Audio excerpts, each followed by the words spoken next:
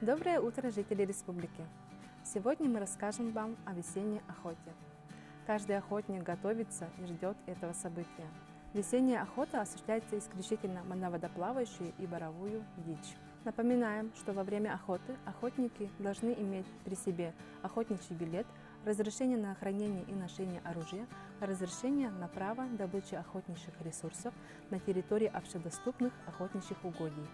В народе данное разрешение называют лицензией на гуся и уток. Заявление на оформление данного разрешения можно подать в любом центре «Мои документы», а также в районных инспекциях Государственного экологического надзора. Для подачи заявления на оформление разрешения необходимо предоставить паспорт и оплатить квитанцию об оплате государственной пошлины. В заявлении необходимо указать реквизиты охотничьего билета и номер ИНН.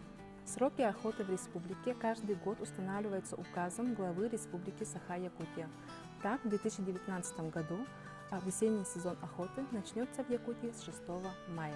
Самыми первыми охотничий сезон на гуся с 6 по 8 мая откроют в Абыйском, Верхнеколымском, Оленёкском, Эвенобатантайском улусах.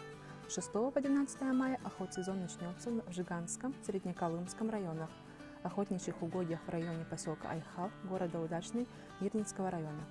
С 16 по 18 мая на гуся могут поохотиться в Аллаеховском и Нижнеколымском районах. С 24 по 26 мая в Анабарском и Устьянском улусах. Охота на селезни уток, гуся, гагары и поганки начинается с 11 мая и продлится до 10 июня. При этом в каждом районе установлен определенный срок охоты.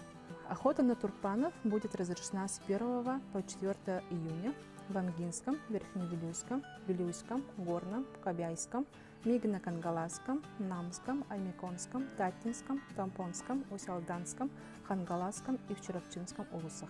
В этом году указом главы Республики Саха-Якутия в весенний период по всей территории республики установлен запрет на охоту самцов глухаря и тетерева. Желаю всем удачной охоты!